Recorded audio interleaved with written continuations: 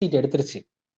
எந்த அளவுக்குன்னா அவருக்கு வந்து இங்க பாஜகவை எதிர்க்கிறதோ இல்ல சனாதனத்தை எதிர்க்கிறதோ இல்ல இங்க இருக்கிற ஒரு பாசிஸ்ட் சக்திகளை எதிர்க்கிறதோ ஆன்டி டெமோக்ராட்டிக் விஷயங்களை எதிர்க்கிறதோ அதெல்லாம் பேக் சீட்டுக்கு போயிருச்சு. அதெல்லாம் கண்ணுக்கே தெரியல இன்னைக்கு அவருக்கு. எப்படி காமராஜர் வந்து காருக்குள்ள வந்து சைன் வாங்கினது வந்து அவர் கண்ணுக்கு தெரியல. அது மாதிரி ஒரு ஒரு ஒரு ஜோசியக்காரனை வந்து இதுல போட்டதுக்கு எல்லாம் அவர் கட்சிக்காரரே வந்து எதிர்ப்பு சட்டசபையில கொடுத்துட்டாரு. ஆனா இவர் உட்காந்து பிரஸ் மீட்ல உட்காந்து முட்டு கொடுத்துட்டு இருந்தாரு. அவர் வந்து டோட்டலா இந்த இந்த இந்த சனாதன எதிர்ப்பு இங்க இல்ல இங்க பாஜக எதிர்ப்பு டெமோக்ராட்டிக் விஷயம் எல்லாத்தையும் அவர் வந்து புறந்தள்ளிட்டாரு. எல்லாத்தையும் அவர் மறந்துட்டாரு. எல்லாத்தையும் அவர் வந்து கை கழுவிட்டாரு.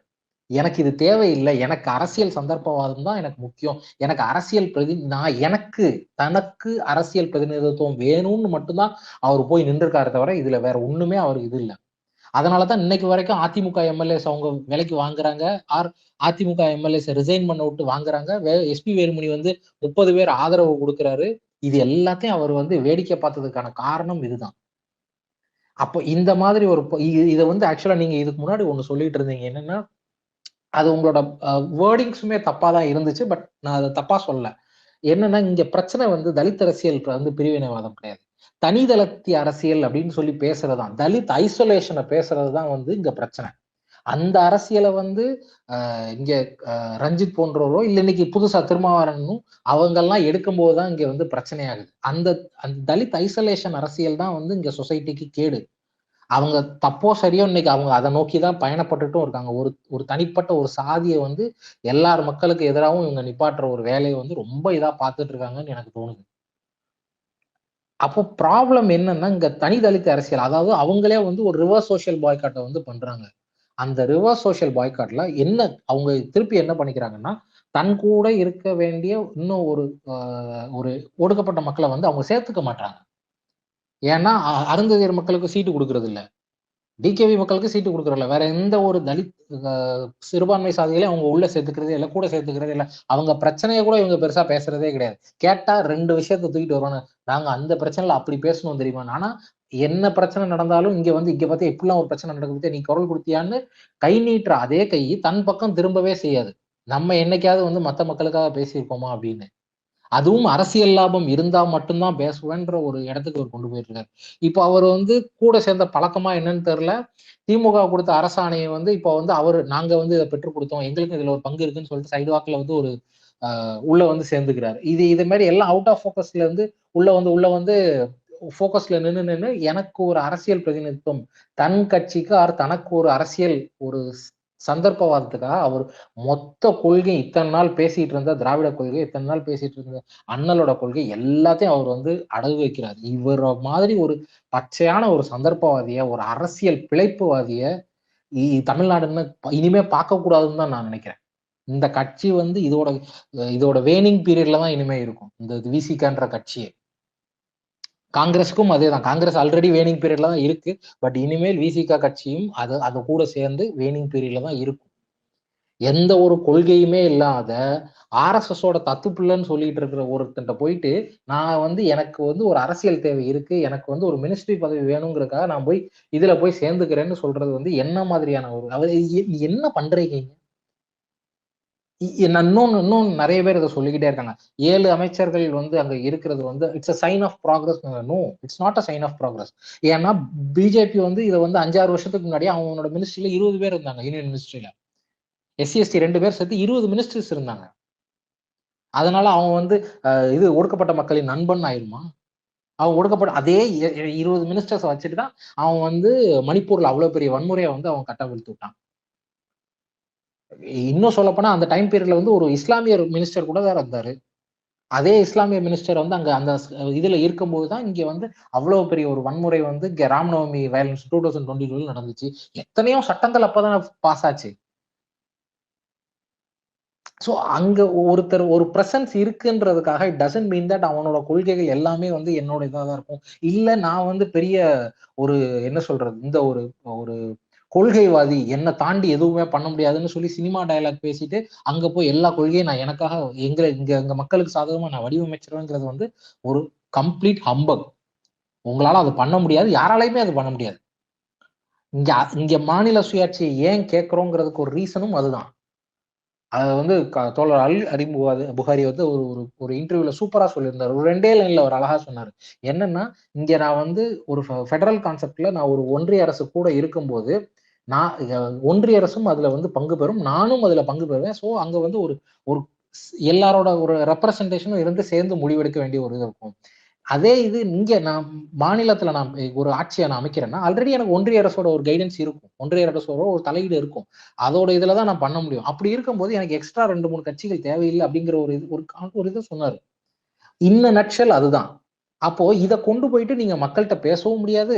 அதே மாதிரி இத வந்து புரிஞ்சுக்க வேண்டிய யாருன்னா, இங்க இருக்கிற தலைவர்கள், இங்க வந்து இயக்கம் சார்ந்தோ, இல்ல கட்சி சார்ந்து அரசியல் பேசுற நபர்கள் இத புரிஞ்சுகிட்டு, இத வந்து மக்களுக்கான எளிய மொழியில எப்படி கடத்தணுங்கிறது தான் அதுதான் வந்து ஐடியல் கோலா இருக்கணும். ஆனா இங்க என்ன பிரச்சனை ஆகுதுன்னா, இங்க திருமாவளவன் மாதிரியோ, இல்ல ராகுல் காந்தி, காங்கிரஸ் மாதிரியோ இந்த துரோகிகள் என்ன பண்றாங்கன்னா, இப்படிலாம் இருக்கிற ஒரு விஷயத்த இவ்வளவு நாளும் மாநில சுயாட்சி, கூட்டாட்சி தத்துவம் அது இதுன்னு பேசிட்டு இருந்த வாய், இன்னைக்கு ஒரு அமைச்சர் கிடைக்குதுன்னொன்னே அது எல்லாத்தையும் காத்துல பறக்க விட்டுருச்சு.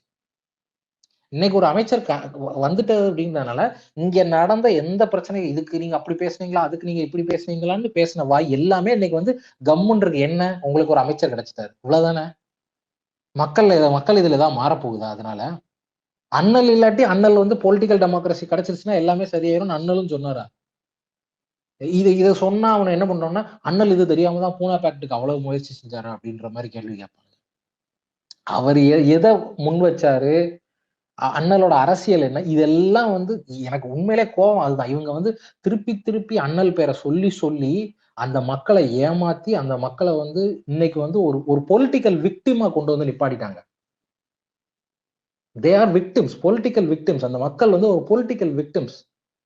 இங்க நமக்கு வந்து ஒரு பீப்புள் ரெப்ரசன்டேட்டிவ் இருந்தான்னா நமக்கு வந்து வாழ்க்கை நல்லா இருக்கும். நம்ம மேல இருக்கிற ஒடுக்குமுறை வந்துரும். நம்ம வந்து there will be more participation. இந்த சொசைட்டில நடக்கிற ஒரு சொசைட்டில இன்ஜின்ல என்னோட பார்ட்டிசிபேஷன் இருக்கும்ன்றத அவங்கள நம்ப வச்சு, இவனுக்கு இப்படி அரசியல் பிழைப்புவாதத்துக்காக இவங்க நம்ப வச்சு அவங்கள ஏமாத்திருக்காங்க.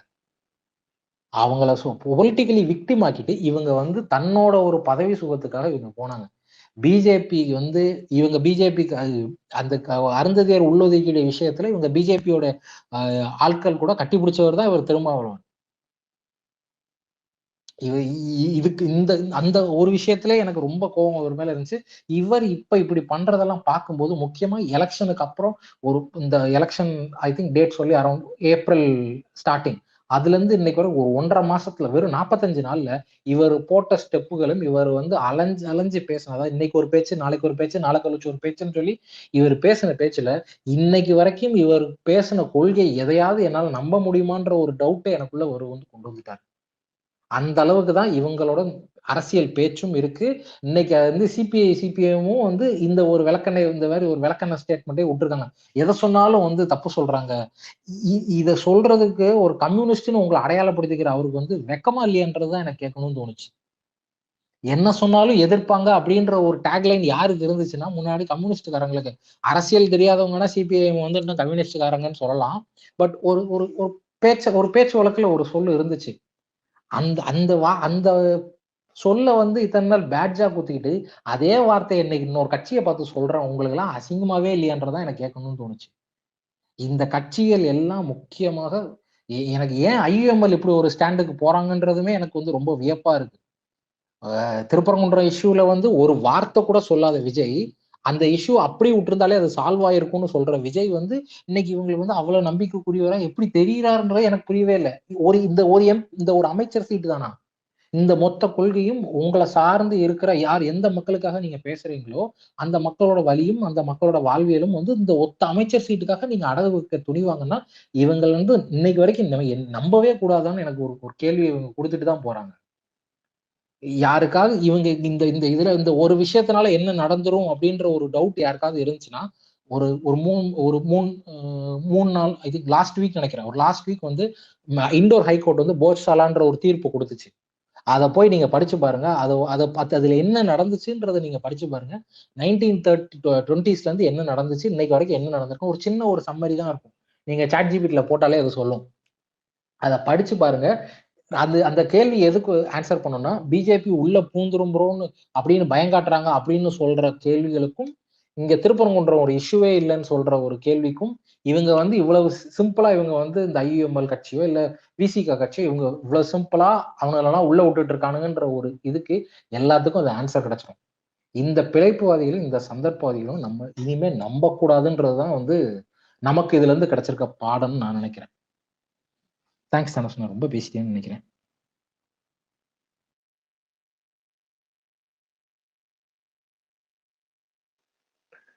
ஓகே, அடுத்து நல்லா கரெக்டா சொன்னீங்க சத்யன் ப்ரோ. இது எந்த அளவுக்கு எங்க போய் முடியுதுன்னு நம்ம பார்ப்போம். எப்படியா இருந்தாலும் ஒரு 6 மாசத்துல கண்டிப்பா யூனியன் கவர்மெண்ட்ல இருந்து இங்க ஒண்ணு ப்ரெஷர் பண்ணுவாங்க. கூட இருக்கிற அமைச்சர்களும் ஜோசப் விஜய் அவர்களும் என்ன பண்றாங்கன்னு நம்ம பார்க்க தானே போறோம். தமிழ்நாட்டை கொண்டு போய் அடகு வைக்கிறாங்களா, இல்ல திமுக போல ஏத்து நின்று சண்டை போடுறாங்களா, இல்ல அதுக்கு எதுவும் சப்பக்கட்டு கட்டுறாங்களான்னு பார்ப்போம். கஜாலி கஜாலி நீங்க பேசுறீங்க. கஜாலி அப்புறம் ஜான் தமிழ் சிங்க ஒரு பார்சலா பேசிருக்கேன். சீக்கிரம் முடிச்சிருந்தீங்கன்னா. தேங்க்ஸ். இங்க இப்ப திருமாக்கு வந்து இல்ல வேற வழியே கிடையாது. ஏன்னா அவருக்கு வந்து தெரியும் அவங்களோட ஓட் ஷேரிங் இருக்குல்ல, அவரோட முக்காவாசி ஓட்டு வந்து டிவிக்கு மாறிடுச்சு. அந்த பிள்ளைங்க அந்த இருக்கிற மக்கள் வந்து நிறைய மக்கள் வந்து என்ன ஆயிடுச்சுன்னா அவரோட ஓட் ஷேரிங் வந்து பிரிஞ்சு போச்சு, ஸ்பிட் ஆயிடுச்சு. ஸோ அதனால அவர் வேற வழியே இல்லை, சப்பக்கட்டு கட்டியே ஆகணும் விஜய்க்கு. அவர் வெளியில இருந்து ஆதரவு கொடுக்குறேன்னு சொல்லி ஆரம்பிச்சாரு, உள்ள போய் பவர்ல வந்துட்டாரு. இப்ப வேற வழியில் அவர் வெளில வந்தாரு வச்சுங்களேன், அவரோட ஓட்டு எல்லாம் காலி, துண்டா நின்றுவார் அவர் தனியா. ஈவன் டிஎம்கே கூட நிக்கலாட்டியும் அவரோட ஓட் ஷேரிங் என்ன ஆகும்னா ரொம்ப பிரிஞ்சு போச்சு. அவர் அந்த காட்டின அந்த 7% 8% என்னென்ன காட்டினாரோ எல்லாமே காலி, மேபி 2% நின்றுவார். ஸோ அவரை தன்னை காப்பாத்திக்கிறதுக்கும் ஓகே தன்னை கட்சி காப்பாத்துறதுக்கும் இப்ப அங்க போய் ஜம்ப் பண்ணிட்டாரு. ஆனா இது வந்து ரொம்ப கேவலமான செயல் தான். ஓகே, இவ்வளவு நாளா இந்த கொள்கை ஒன்னே ஒண்ணு மட்டும் சொல்லிக்கிறேன், 7-8% கிடையாது. நீங்களா வந்து கூட்டிட்டு போயிருங்க, 1% தான் அந்த அவங்களுடைய ஓட்டு பெர்சன்டேஜ். சரி, ஓகே. அந்த மாதிரி அவங்க வந்து அந்த அவரோட கட்சியை காப்பாத்திக்கிறதுக்கு வேற நிலைப்பாடே இல்லை இப்போ. ஓகே, இது வந்து அரசியல் என்ன சுயநலம் என்ன வேணா சொல்லலாம், எல்லாமே சேர்ந்துதான் அது. ஓகே, அதுவும் நாளுக்கு நாள் ஒரு பேச்சு ஒரு விஷயம் முன்ன பின்ன மாத்தி பேசி அவரோட அந்த கிரெடிட்ல குறைச்சிட்டாரு, 0 ஆயிட்டாரு.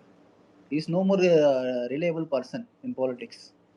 அப்புறம் ஐயுஎம்எல் என்ன சொல்றது, சொல்லணும்னா எச்சத்தனம் தான் அவங்க பண்ண வேலை, ரொம்ப பெரிய எச்சத்தனம். திரும்ப கூட ஒரு சரி ஓகே எனிதிங் ஓகே, கட்சியை காப்பாற்றணும் வேற வழி இல்லை, தன்னோட அரசியலுக்காண்டி போயிட்டாரு. ஓகே, நான் அக்செப்ட் பண்ணல. Okay, I'm totally against him. Just I mean to say comparison with IUML and VCK. Okay, IUML போக வேண்டிய காரணமே இல்லை. இங்க வெறும் அவங்களுக்கு தேவை எண்ட் ஆஃப் த டே ஒரு பதவி வேணும், அமைச்சிடணும், அவ்வளவுதான். நீ அந்த துறையில இல்லாட்டி அங்க இதுக்கு முன்னாடி இருந்தவனும் ஒரு முஸ்லீம் தான். ஓகே, இதுக்கு முன்னாடி வேலை செஞ்சுன்னா ஒரு வக் போர்ட்ல இருந்த ஒரு முஸ்லீம் அமைச்சர் தான் அந்த டிஎம்கேல இருக்கும் போதும். அப்படின்னா நீங்க பதவி வாங்கி அந்த முதுகுல குத்தி அந்த உங்களோட ஒரு கண்ணியம் இருக்குல்ல, ஒரு என்ன சொல்றது, உங்களுக்கு அந்த வாக்கு கொடுத்தா வாக்கு நிறுத்தணுன்ற அந்த கண்ணியம் இருக்குல்ல, இவ்வளவு காலம் 30-40 வருஷமா நீங்க டிராவல் பண்ண கட்சி கூட இருந்துட்டு முதுகுல குத்தி ஓடுறதுக்கு அவ்வளோ ஒரு அவசியமே கிடையாது அங்க. ஓகே, அவங்க கண்டிப்பா இதை கிரியேட் பண்ணுவாங்க. They will lose there credibility within Muslim community. ஓகேங்களா, இப்போ ஆலிம் புகாரி இருக்காரு, ஐ திங்க் ஆலூர் ஷானவாசும் வெளில வந்துடுவார்னு நினைக்கிறேன். ஸோ இந்த மாதிரி இருக்கவங்க தமிழ் மன்சாரி இருக்காங்க. Okay, they will form a team. அவங்க வந்து நல்ல ஒரு அந்த முஸ்லீம் கம்யூனிட்டி ஓட்டு வந்து கன்வெர்ட் பண்ணுவாங்க ஒருமிச்சு டிஎம்கே காண்டி. That's it, thank you.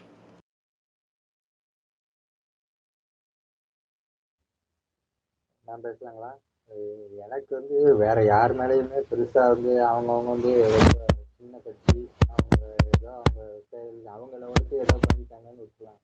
ஆனா அந்த காங்கிரஸ் முடிவு மட்டும் மன்னிக்கவே முடியாது. ஐயா ஏதோ சத்தம் கேக்குதுங்க, உங்க மைக் வாய்ஸ் சரியா கேட்க மாட்டேங்குது. கேக்குதுங்களா?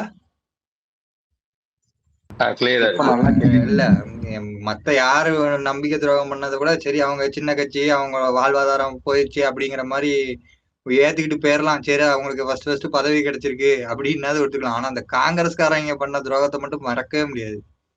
அவனுங்க அந்த ஒரு டிவிக்கு கூட பேச்சுவார்த்தை நடத்துது அப்படிங்கிற மாதிரி இந்த பிரவீன் சக்கரவர்த்தியும் இந்த இன்னொருத்தனும் ட்வீட் அப்போதான் வந்து நம்ம தமிழ்நாடு பொருளாதார வளர்ச்சியில நல்லா வளர்ந்துருக்கு அப்படிங்கிற மாதிரி ரிசர்வ் பேங்க் வந்து ஒரு நோட்டிபிகேஷன் போட்டுச்சு.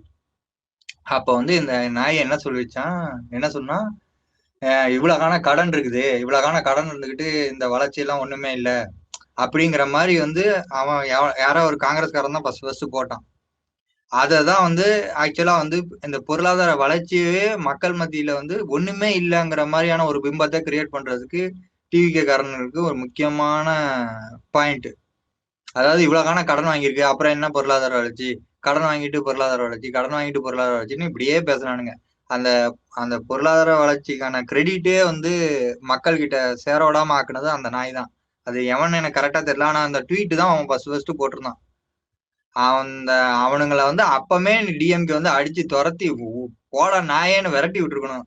இந்த அட்லீஸ்ட் வந்து இவனுங்க முதுகு குத்தாமலாத இருந்தப்ப நம்ம ஆளுங்க வந்து நம்ம ஆளுங்களுக்கு இன்னும் ஒரு 10 சீட்டு 20 சீட்டாவது கிடைச்சிருக்கும். இவ்வளவு பெர்சன்டேஜே வந்திருந்தா கூட நம்ம ஆளுங்க சொந்தமாவே வந்து அந்த தொகுதியிலேயே நின்று இருந்தா அவங்க தொழில 28 தொகுதியில குறைஞ்சது இன்னொரு 10 தொகுதியாவது ஜெயிச்சிருப்போம்.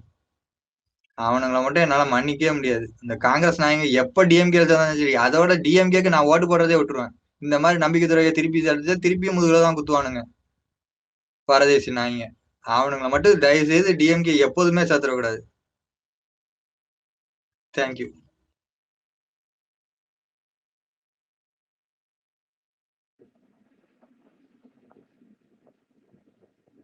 ஓகே, அடுத்த ஆள் ஒரே பேசுங்க. விஷயம் ஹாப்பி மீ இல்ல ஹாப்பி மீ ரொம்ப நேரமா இருக்காங்க. இல்லடா அதுக்கு முன்னாடியே ஜான் சுரேஷ் ரொம்ப நேரம் வெயிட் பண்றாரு. இல்ல பேசிட்டேன், ஹாப்பி நீ பேசிட்டேன், அதுக்கப்புறம் பேசுறேன். எனக்கு தெரிஞ்சு சத்யன் சார் வந்து சொன்னது வந்து அப்சல்யூட்லி கரெக்ட். ப்ராபப்ளி நம்ம வந்து ஒரு ஹைண்ட்சைட்ல வந்து இந்த என்டையர் எலெக்ஷனையுமே வந்து ஒரு ஹைண்ட்சைட்ல தான் நம்ம விட்ட மாதிரி இருக்கு. மற்றபடி நமக்கு மேஜரா ஒரு இன்கம்பரன்சியோ அந்த மாதிரி எதுவுமே வந்து ஃபீல்ல இல்லை.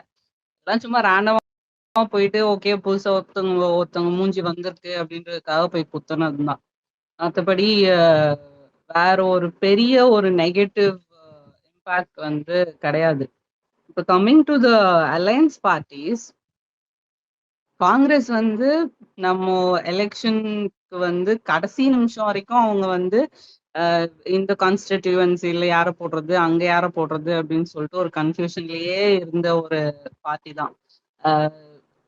இது எல்லாத்தையுமே வச்சு பார்க்கும்போது ஏதோ ஒரு விதத்துல திமுகக்கு இது நல்ல விஷயமா தான் அமைஞ்சிருக்கு அப்படின்ற மாதிரிதான் நான் பாக்குறேன். ஏன்னா நம்மள வந்து பலார்னு ஒரு அரைஞ்சு இப்ப நடந்த இந்த எலெக்ஷன் வந்து பலார்னு ஒரு அரைஞ்சு நம்மள வந்து எழுப்பி விட்ட மாதிரி தான் இருக்கு. ரொம்ப வந்து மோசமா போன ஒரு நிலைமையில நம்ம ஏஞ்சிக்காம நம்ம வந்து தடுக்கின உடனே முழிச்சுட்டோம் அப்படின்ற மாதிரி ஒரு நிலைமையில தான் நம்ம இருக்கோம். அண்ட் பிசிகா பத்தி பேசணும்னா நான் உங்ககிட்ட பிராங்காவே கேக்குறேன், இங்க யாருக்காச்சும் நிஜமாவே பிசிகா வந்து தலித்துக்காக தான் வேலை செஞ்சாங்க அப்படின்ற மாதிரி எக்ஸ்பீரியன்ஸ் நிஜமாவே இங்க யாருக்காச்சும் இருக்கா? ஏன்னா என்னோட பர்சனல் எக்ஸ்பீரியன்ஸ்லயே நான் அவங்க கட்ட பஞ்சாயத்து பண்ணிதான் நான் பார்த்துருக்கேனே தவிர தேவையில்லாத ஒரு இடத்துல வந்து தேவையில்லாத விஷயத்துக்கு வந்து சண்டை போட்டுதான் பார்த்துருக்கேனே தவிர தேவையான ஒரு விஷயத்துக்கு வந்து அவங்க வந்து போராட்டம் பண்ணியும் இல்ல வந்து ஒரு உண்மையாவே வந்து பிரச்சனை இருக்கிறவங்களுக்கு சப்போர்ட் பண்ணியும் அந்த மாதிரி நான் அது வரைக்கும் அவங்கள பார்த்ததே கிடையாது. நான் என்னோட பர்சனல் எக்ஸ்பீரியன்ஸ்ல இருந்து சொல்றேன். ஏன்னா எனக்கு வந்து பிசிகா கிட்ட நான் நிறைய வந்து பர்சனலாவே வந்து நான் அடி வாங்கியிருக்கேன். அதனால நான் சொல்றேன். ஆனா இதெல்லாம் வந்து நம்ம தலைமை இனிமேலாச்சும் புரிஞ்சுக்கிட்டு இவங்களை வந்து யார கூட வச்சுக்கணும் யார கூட வச்சுக்க கூடாது அப்படின்னு சொல்லிட்டு பாக்குறது வந்து நமக்கு நல்லது. பட் இது வந்து நமக்கு ஒரு வேக்கப் காலா இருந்திருக்கு அப்படின்றதுதான் மெயின் பாயிண்டே இதுல. அட்லீஸ்ட் இப்பயாச்சும் நம்ம முழிச்சுக்கிட்டோமே அப்படின்ற ஒரு நல்ல விஷயத்த மட்டும் நம்ம இதுல இருந்து எடுத்துட்டு அடுத்து நம்ம கட்சியை எப்படி வளர்க்கறது நம்மளோட கொள்கையை எப்படி பரப்புறது அப்படின்னு சொல்லிட்டு நம்ம பாக்குறது தான் வந்து இதுல ரொம்ப இம்பார்ட்டண்டா நம்ம ஃபோக்கஸ் பண்ண வேண்டிய ஏரியாஸா இனிமே வந்து நம்ம ஃபோக்கஸ் பண்ண வேண்டிய ஏரியாஸா இருக்கணும்.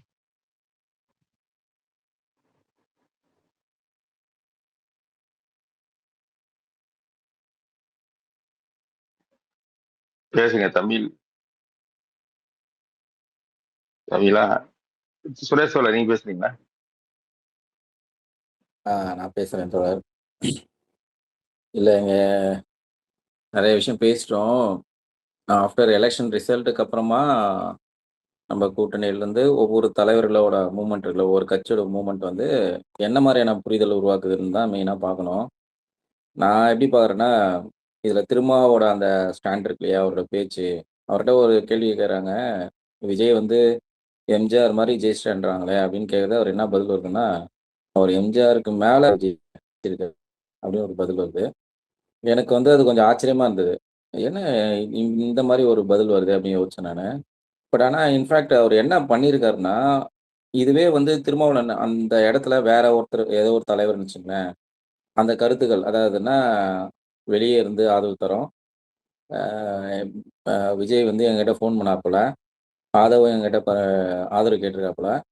அதுக்கப்புறம் என்னன்னா, நாங்கள் கொடுக்கலன்னா வந்து குடியரசுத் தலைவர் ஆட்சி வந்துடும், அதனால் நான் வெளியே இருந்து ஆதரவு தரோம். நாங்கள் வந்து ஸ்டாலின்கிட்டையும் வந்து பேசிட்டோம், அதனால் எந்த பிரச்சனையும் இல்லை, வெளியே இருந்து ஆதரவு தரோம்.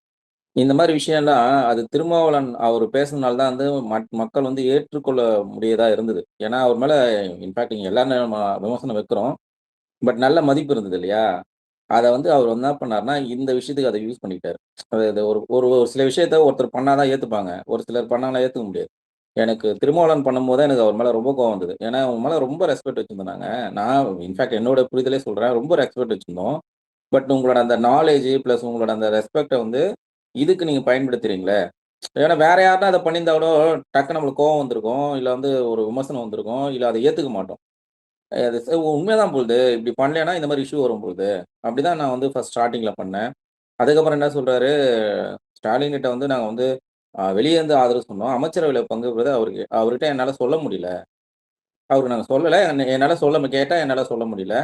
அப்புறம் திமுக அதிமுக வந்து கூட்டணியாக இருக்கிறதாக காசிப் வந்துச்சு, ஏன்னா முதல்வர் ஆக்குறான்னு சொல்லியிருந்தாங்க. இதெல்லாம் எனக்கு புரியலங்க. இது இந்த இந்த ஸ்டாண்டெலாம் வேற ஒருத்தவங்க யாருன்னா பேசியிருந்தா கண்டிப்பாக விமர்சனங்கள் பயங்கரமாக வந்திருக்கும். நம்ம என்ன பண்ணிட்டோன்னா, அவர் வந்து கொஞ்சம் நல்லா அப்கிரேட் பண்ணியே வச்சிருக்கோம்னு நினைக்கிறேன். ஏன்னா இதுவே அன்புமணி பேசும்போது சாதி அழகிய சொல்லும்போது எவ்வளோ விமர்சனம் இங்கே வந்தது. அது ரொம்ப அந்த அளவுக்கு விமர்சனம் ஆயிடுச்சு இல்லையா? பட் ஆனால் அந்த அளவுக்கு விமர்சனம் வந்து இதுக்கு வந்திருக்கலாம், இந்த இந்த பேச்சுக்கெல்லாம். பட் நம்ம அதை வந்து அவர் ஏற்கனவே இருந்த அந்த மதிப்பின் காரணமாக அப்படியே கடந்து போயிட்டோம். அதனாலே நான் நிறைய எனக்கு எனக்கு பிடிக்கலங்க. எனக்கு வெளியே இருந்து ஆதரவும் பிடிக்கல. நீங்க அவரு விஜய் பண்ணதும் பிடிக்கல. இதில் என்ன தவறு ஆகுதுன்னா, விஜய் பண்ற அந்த அட்டூழியம் இருக்கு இல்லையா? எதிர்கூட்டணியிலேருந்து வாங்குறாரு இல்லையா? அந்த அரசியலை யாருமே வந்து பேசவே இல்ல. திமுக அந்த ஸ்டாண்ட் எடுத்தது எனக்கு பிடிக்கல. எனக்கு என்னோட பர்சனல் சொல்றேன். நீங்க குடியரசுத் தலைவர் ஆட்சி வந்தா வந்துட்டு போகுது. நம்ம வந்து டிவிக்க வந்து ஆட்சி அமைக்கிறது நம்ம வந்து கட்சி நடத்தல. என்னோட ஸ்டாண்டுங்க இது. நான் சொல்லிடுறேன். என்னோட புரிதலே சொல்லிடுறேன். எனக்கு கஷ்டமா தான் இருந்தது. திமுக அந்த வார்த்தையும் சொல்லியிருக்கக்கூடாது. அப்படியே விட்டுருக்கணும். கூட்டணிகள் வந்து என்ன முடிவு பண்ணாலும் அவங்களோட ஸ்டாண்ட் அவங்க பண்ணிக்கிட்டோம். மக்கள் வந்து என்ன முடிவு பண்ணோம் பண்ணிட்டோம். ஆனா நம்ம அரசியல் என்ன அம்பலப்படுத்திருக்கோம்னா, டிவிகே வந்து திமுக கூட்டணியிலேருந்து இந்த மாதிரி வந்து வாங்குது. விசிகாவுக்கு ஓட்டு போட்டவங்க திமுக வரணும் தான் ஓட்டு போட்டாங்க. கம்யூனிஸ்டுக்கு ஓட்டு போட்டவங்க திமுக வரணும் தான் ஓட்டு போட்டாங்க. ஐயுஎம்எல்க்கு ஓட்டு போட்டவங்க திமுக வரணும் தான் ஓட்டு போட்டாங்க. இந்த ஓட்டுகள்லாம் வாங்குது அப்படின்னு சொல்லி நம்ம அரசியல் படுத்திருக்கணும். நம்ம படுத்தல. இப்போ ஒரு விஷயம் நடந்துச்சு இல்லையா? இப்போ அந்த 4 எம்எல்ஏ போய் வந்து அதிமுகலேருந்து ரிசைன் பண்ணிட்டு அவங்க வந்து டிவிக்கேல ஜாயின் பண்றாங்க. கீழ வந்து ரிசைன் பண்றாங்க, மேல போய் சால்வ போடுறாங்க. நான் என்ன கேட்கிறேன்னா, இப்போ திருமாவளவனோட ஸ்டேட்மெண்ட் எப்படி இருக்குன்னா, ஃபர்ஸ்ட் ஸ்டேட்மெண்ட் எப்படி வருதுன்னா, விஜய் வந்து நாங்க வந்து எக்காரணத்துக்கும் ஆதரவு விடமாட்டோம். அது வந்து எங்கள ஆதரவு போயிடும்னு நினைச்சு இந்த மாரி பண்றாருன்னு நினைக்கிறேன். அது மாரிலாம் நினைக்கலாம் அவரு. ஆனா இந்த மாரி வந்து அதிமுக வந்து ரிசைன் பண்ணி போறது வந்து தப்பு. எங்களால ஏற்றுக்கொள்ள முடியாது. இவர் முதல்ல வாயில என்ன வந்திருக்கணும்? ஃபர்ஸ்ட் ஸ்டேட்மெண்ட் என்ன வந்திருக்கணும்னா, 3 எம்எல்ஏ ரிசைன் பண்றது தப்புங்க. அவங்க வந்து 4 எம்எல்ஏ ரிசைன் பண்றாங்கன்னா, அவங்க வந்து ரெட்டையில வந்து ஜெயிச்சு அதுக்காக தான் ஓட்டு போட்டுருக்காங்க. ஒரு மக்களோட அந்த எஃபெக்ட் இருக்கு இல்லையா? ஓட்டுக்காக போய் நின்னு, ஒரு நாள் ஃபுல்லா பிரச்சாரத்த கேட்டு இவங்கள செலக்ட் பண்ணாம போடுறாங்கல்ல, அதுக்கு என்ன மதிப்பு இருக்கு? 21 நாள்ல அவரு ரிசைன் பண்ணிட்டு போயிடுவாரு. அதற்கு இவரு படித்தவரு, ரொம்ப அந்த அரசியல் அறிவு நெறைய இருக்கு. அதுதானே முதல்ல கண்டனம் தெரிவிச்சுக்கணும். ஏன் வந்து மக்களோட உணர்வ நீங்க மதிக்கல? இது தப்பு இல்லையா? அந்த உணர்வு தான் முதல்ல வந்து மேலிடணும். அதுக்கப்புறம் தான் என்ன சொல்லணும்னா, நாங்க உங்களுக்கு சப்போர்ட் குடுப்போங்க. நீங்க ஏன் கவலைப்படுறீங்கன்னு சொல்லிருக்கணும். பட் அவரோட ஸ்டேட்மெண்ட் எப்படி வருதுன்னா, விஜய் வந்து இத யோசிக்க வேணாம். நாங்க சப்போர்ட் பண்ணுவோம். எக்காரணத்தாலும் குடுத்துருவோம். அப்படின்ற மாரி சொல்லிட்டு இத சொல்றது, அந்த எனக்கு அது ஒரு கேட்சாவும் இல்ல. அது அவரோட அந்த அரசியலோட இதுவே அது கிளியரா தெரிஞ்சிருது. இது தப்பான வழியில தான் போயிட்டு இருக்கு அப்படின்றது கிளியரா தெரியுது. இந்த எனக்கு இந்த டிவிகேவோட அந்த ஸ்டாண்ட வந்து ரொம்ப உடைக்கணுங்க. ஏன்னா ஒரு கட்சி 2ஆ உடைஞ்சிருக்கு. அந்த கட்சியில போய் ஒரு குரூப்ப பார்த்து சால்வ் போடுறது. அதெல்லாம் நம்ம தமிழ்நாட்டுல யாருமே பார்த்துருக்க மாட்டோம். அதில் 25 எம்எல்ஏ வந்து ஆதரவு தெரிவிக்கிறாங்க. இப்போ இவங்கெல்லாம் என்ன பண்ணுறாங்கன்னா, திருந்திட்டோம் நாங்கள் அப்படின்னு சொல்லிட்டு மன்னிப்பு லெட்டர் கொடுக்குறாங்க. அப்போ ஓட்டு போட்ட அந்த 144 கணக்கு குறையுமா? இல்லை வந்து இவங்க திருப்பி அதிக பெரும்